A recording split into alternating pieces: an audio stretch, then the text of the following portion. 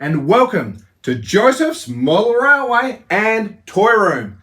Thank you so much for joining me. As always, you don't need to like, follow or subscribe. Just put the videos out there where I can and have a jolly great time doing so.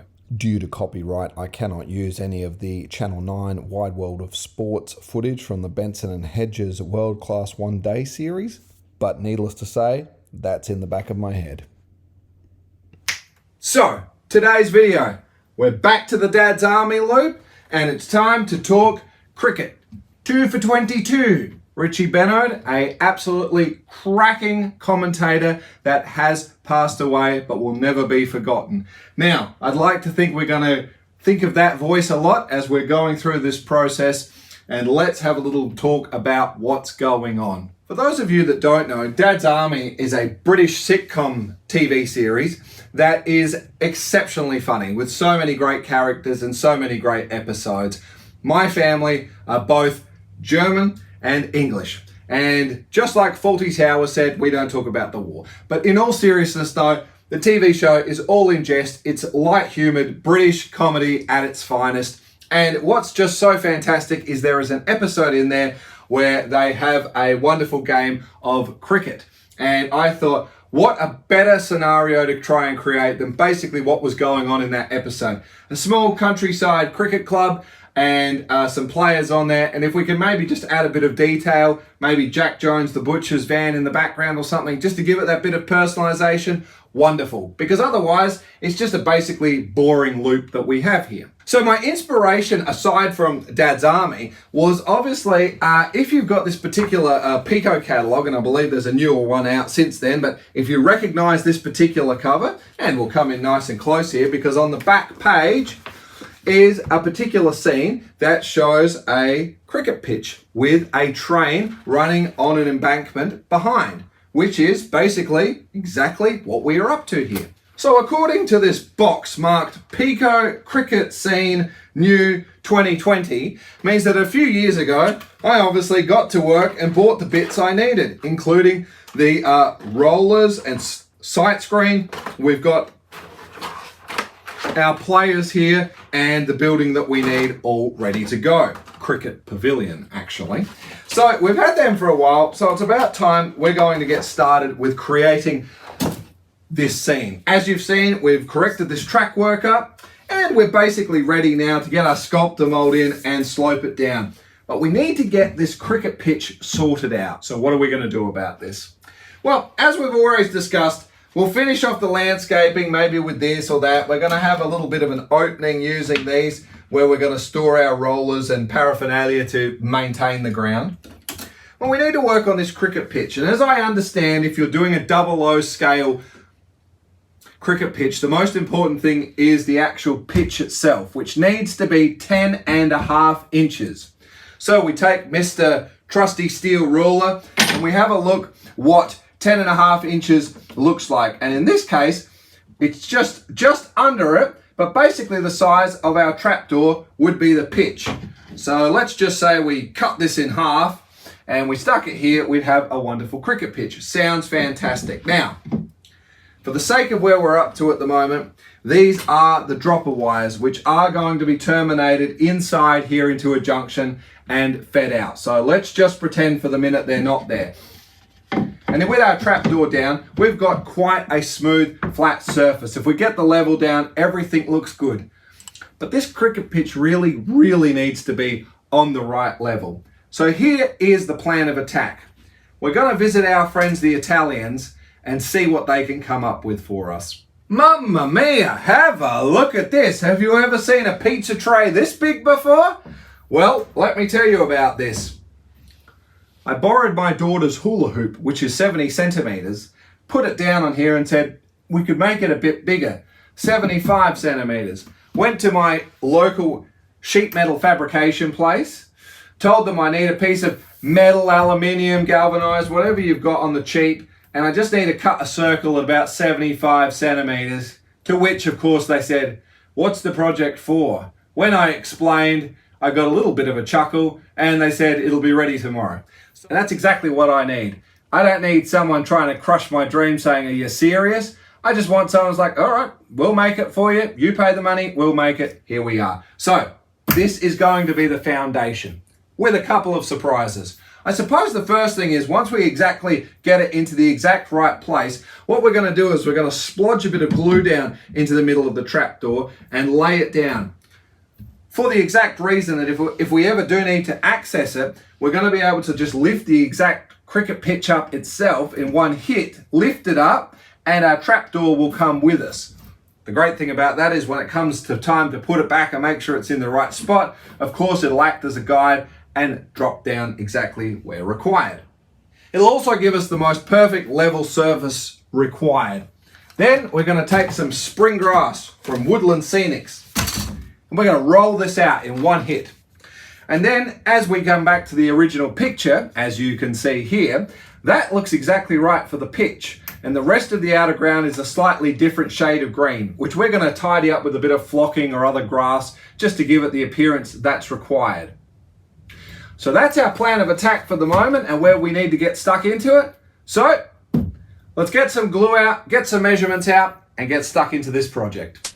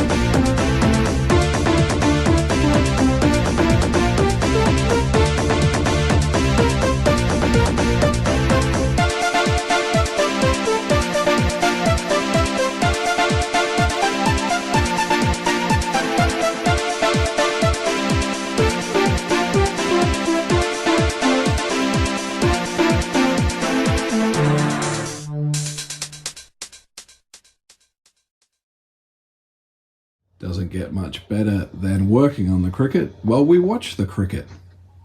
Marvellous delivery. Hello, here we are. Let's see how close we got to this. Of course, here is our car park and here are our tremendous timber fencing. Here's our oval. And here is the local cricket club. All we want to do is just have a quick look at the fencing and the ground itself. Now this is also used for the AFL football. Well, here are some lights. Here is the white fence and here is the ground. I'm not going to go out to the pitch at the moment because it is the winter time, so of course we are set up for the AFL football. Some other grounds in the distance, they do the rugby and what have you. But of course, as we swing around here, and here is their club, and I suppose that could be their grandstand. I'm really not too sure. I don't partake in a lot here at the moment. The point is a beautiful fencing that sweeps around the ground, the boundary, and here it is. And between you and me, I really don't think we did all that bad, considering this is a small regional town and their cricket club. Ah yes, the iconic sound of the pines. I wanted to take you back over to Maryborough, again the next town over, to their cricket ground. I absolutely love their cricket ground because they don't use it for football, it is just for cricket. So we have the sight screen, the pitch out there, and of course the lights. They have an absolutely tremendous venue, cricket pavilion. And I've done a few events there, but it's absolutely just a wonderful place to be. It's a tremendous oval. We've got a wonderful fence, and the ground is always in tip-top condition. Now, of course, the one we've seen, my local one, is actually walking distance from my house, but this one is in a cracking location, and I think it's just great to really appreciate the wonderful thing that is cricket. Let us just go back to our inspiration now, and as much as I truly do love the simplicity of the scene, I can't help but think, why can't we draw some inspiration from the real world?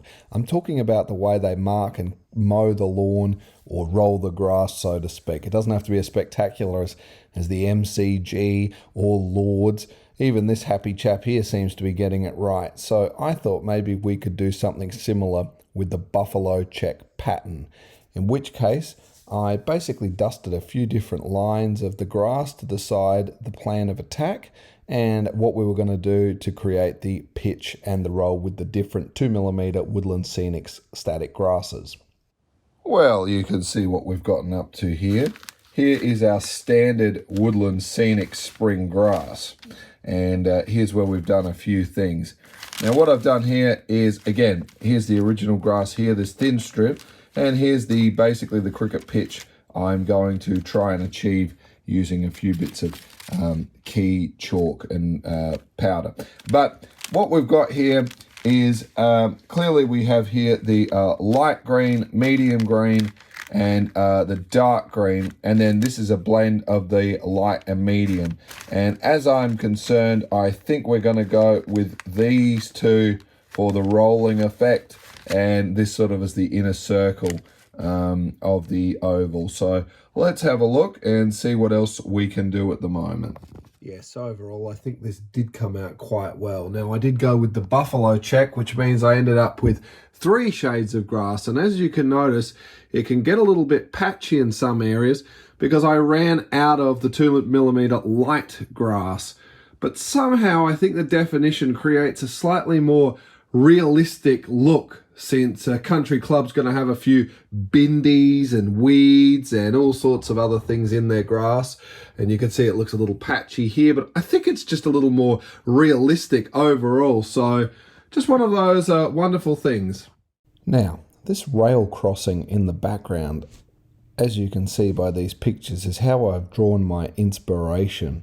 Basically, it is a bit of a disused rail crossing, still accessible on some dirt roads as we see across the countryside in Australia, but not heavily used. Doesn't need to have electric boom gates or anything like this. And this is pretty much my inspiration. And this, of course, can be found in South Australia on a section of road linking Whyalla to Port Augusta. However, it's not the main highway. This is part of what was the old highway before they had made the bypass, which of course is a lot safer. However, you can still turn off and take this road, and there is a rail crossing. In fact, the way I remember it, these photos are about 10 years old. Of course, if we can go back 20 years, it was looking a little more derelict. So that's where I sort of took that inspiration from. And as we can see, I haven't finished this just yet. I've got to go back and touch up some of the road work there because we had a issue with some of the coaches running along smoothly. They all run smoothly now, and I'll come in probably with some umber paint and correct it up. But as you can see, some distressed concrete and asphalt that was once there but crumbling away, some tyre marks that I've sort of embedded there, and I think it just frames the scene off nicely. We've still got to organise a backdrop, but you certainly are getting the idea of what's going on there in the distance. Let us just return to this picture regarding the ballast. You can see there's quite a bit lying there in the middle on the sleepers. I notice a lot of other YouTube users are pretty picky about this, making sure you've swept it off to give a more realistic view. If a few are on there, I don't seem to mind because it is what it is. So a quick Google on common trees in the UK provided me with what I needed, and the trees you do see around the cricket pitch and for the rest of the layout are basically based on those common ones. Well, our players need to come on and off the train, so we need what is known as a halt. It's a pretty basic station, so to speak, and for the most part, you basically would need to flag the train driver down. They're not going to stop here unless noted, but of course a community thing like this that puts the event on, the driver knows where to stop. I did need to elevate it, that's what these additional pictures are, and I called it Toffee Halt because I have a family member who adores toffees, and I couldn't think of anything more English and appropriate to call it that. I was going to break this into a separate video on the construction of it and the way I achieved it, but it's pretty much just typical Peco wheels kit that we've just put together here and just applied a few bits of colour. And I think it's suitable and works quite well in its key location. Making excellent progress, of course, to which I thought we'll take it up a notch. And we might use some of these little floodlights. And as you can see, there are 5 LEDs with the appropriate 5 positive and 5 negative legs. These are all going to need to be pre-soldered and aggregated. So let's get to it. And just like in real life, you will notice I have attached the little utility power box at the base of each of the light masts. So this 4mm static grass, this dead grass, I'm planning on using basically when you'll notice councils and things like that come along with a truck that will usually spray and do a bit of weed killing around posts and things like that. So I'm probably going to do that a little bit later. But in the meantime, let us make our way over to the pitch. And yes, indeed, I just wanted to give you a quick update. We have the key, and I can officially tell you it's quite a firm pitch.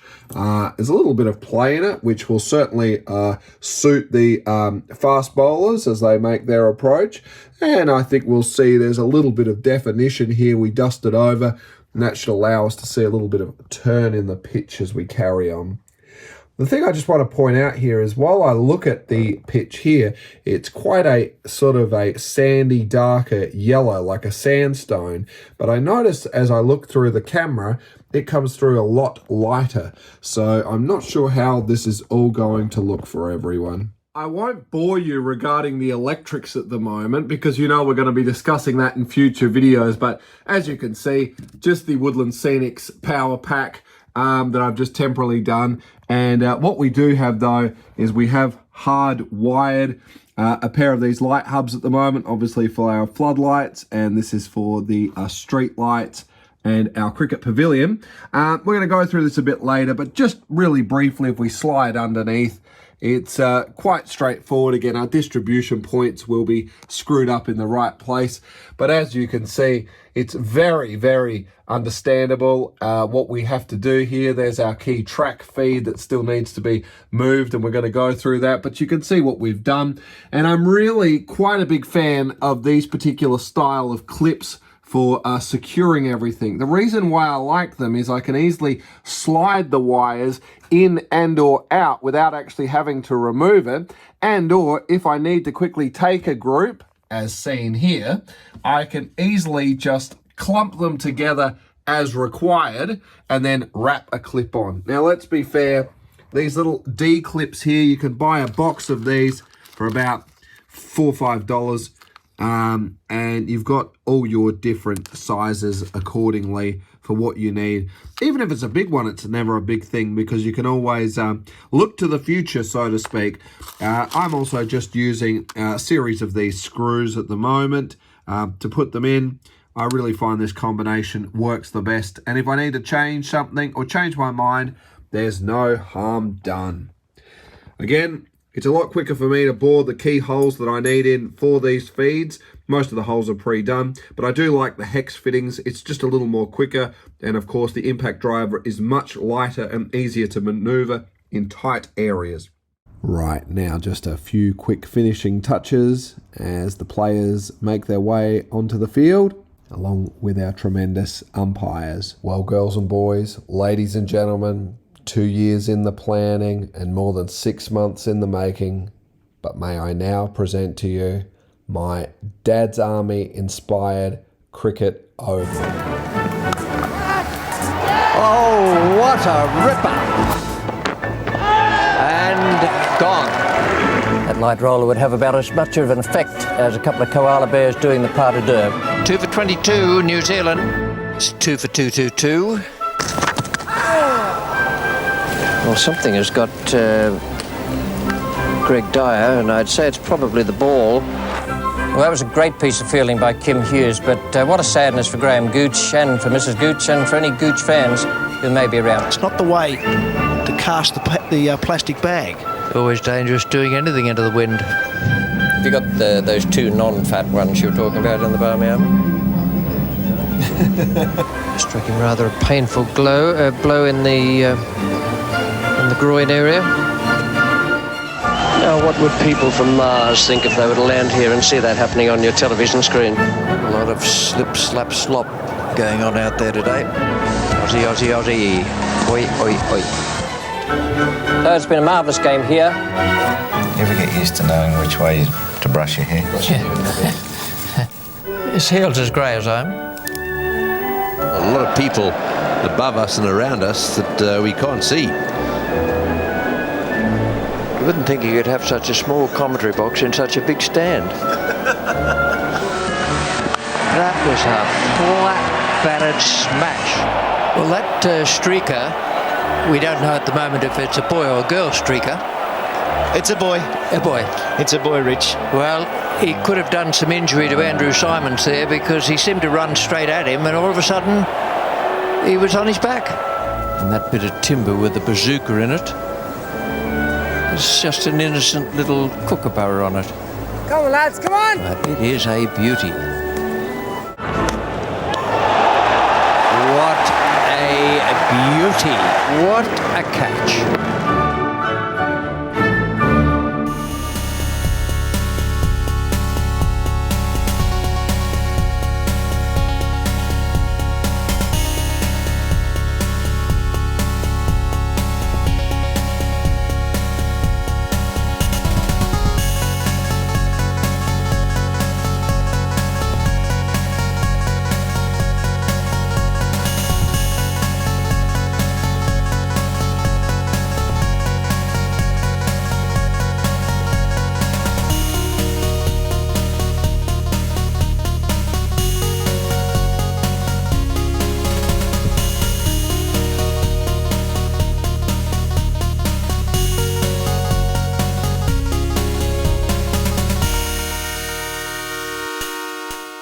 So here's the original Peco image we were chasing, and I think here is a lovely before and after of what I have created, albeit that my cricket pavilion is a bit more to the right.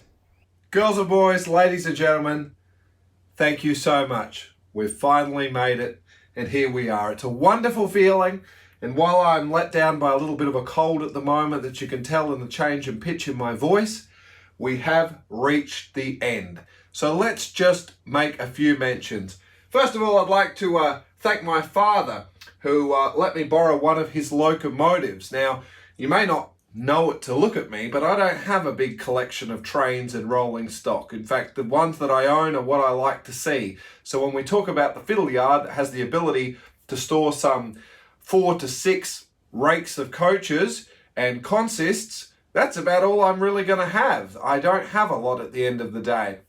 And I really don't have a lot when it comes to steam. And I did recall I had stashed away this particular steam locomotive. Now, I believe it may not be working, but for the sake of what we were going to do, I thought it might work quite well. And as you can see by the before and after, it is indeed a Great Western that was actually featured in their original picture. So this actually worked out quite well.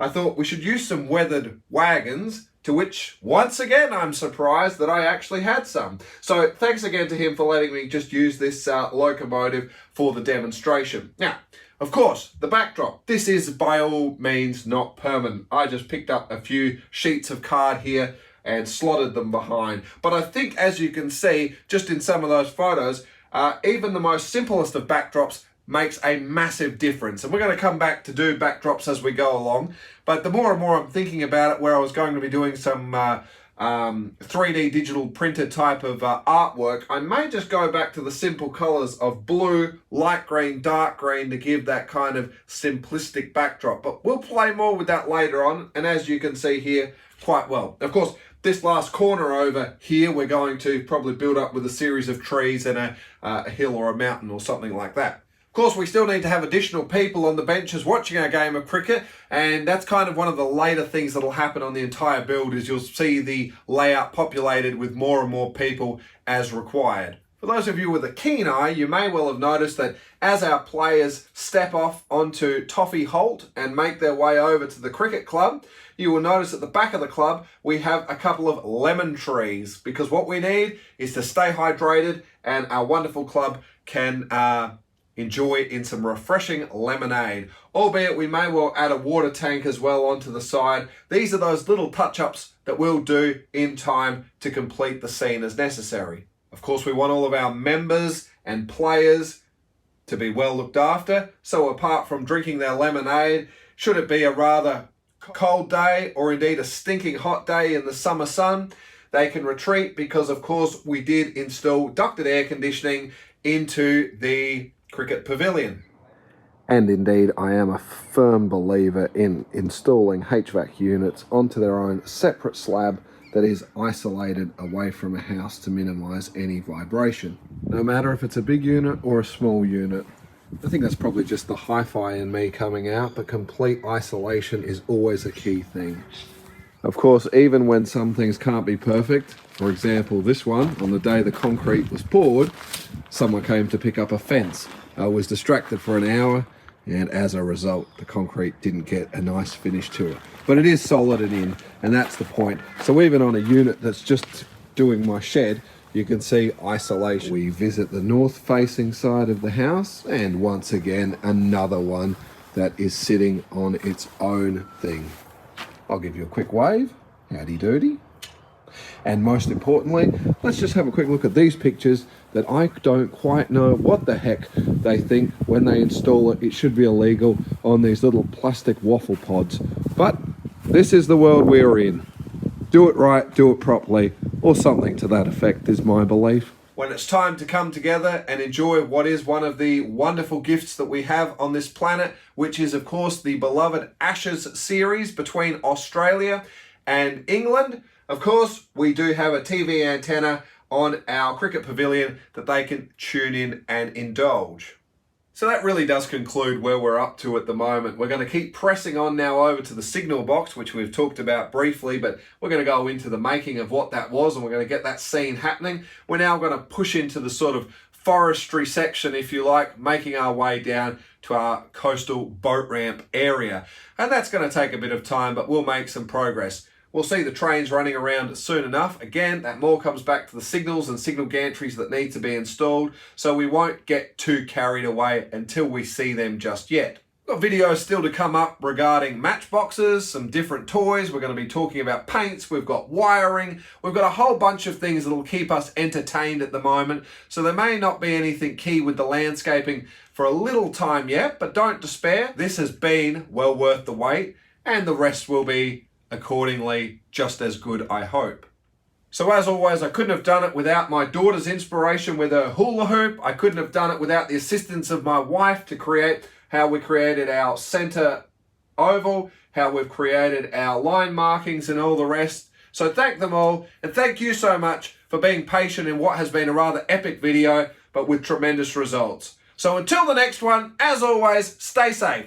Toodles!